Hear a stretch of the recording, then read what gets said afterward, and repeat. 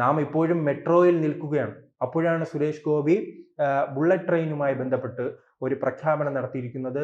അദ്ദേഹം പറയുകയാണ്, കേരളത്തിൽ ബുള്ളറ്റ് ട്രെയിൻ വരും. അതിന് നാം ചെയ്യാനുള്ളത് ഈ സ്ഥലം കണ്ടെത്തി നൽകുക.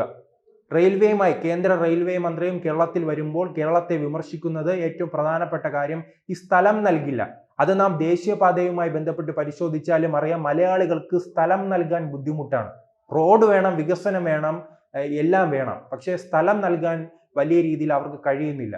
ഒരു സ്വാർത്ഥ താല്പര്യമുണ്ട്. അതുകൊണ്ട് തന്നെയാണ് നമ്മുടെ അയൽ സംസ്ഥാനങ്ങളിലെല്ലാം വലിയ രീതിയിൽ റോഡ് വികസനം ഉണ്ടാകുമ്പോൾ നമ്മുടെ ഇടുങ്ങിയ ചിന്താഗതി കാരണം ഇവിടെ റോഡുകൾ വികസിക്കാത്തത്.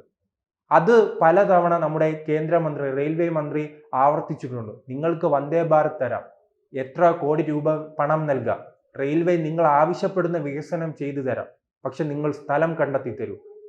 പക്ഷെ സ്ഥലം കണ്ടെത്തി കൊടുക്കുവാൻ അത് ഏതാണെന്ന് അറിയില്ല. ഇനി ഈ ജനങ്ങളുടെ ഈ ഇടുങ്ങിയ ചിന്താഗതിയാണോ, അതോ ഈ വികസന പ്രവർത്തനങ്ങൾ വന്നാൽ അത് BJPയുടെ ക്രെഡിറ്റായി പോകുമെന്നുള്ള ചിന്താഗതിയാണോ എന്നറിയില്ല.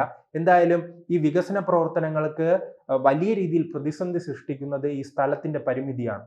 ഇപ്പോൾ ബുള്ളറ്റ് ട്രെയിനുകൾ കേരളത്തിൽ ഓടണമെങ്കിൽ ഈ വളവുകളില്ലാത്ത റെയിൽവേ ലൈൻ വേണം. കൂടുതൽ വാർത്തകളും വിശേഷങ്ങളും നിങ്ങളിലേക്ക് എത്താൻ ABC മലയാളം സബ്സ്ക്രൈബ് ചെയ്യുക, ബെൽ ബട്ടണും അമർത്തുക.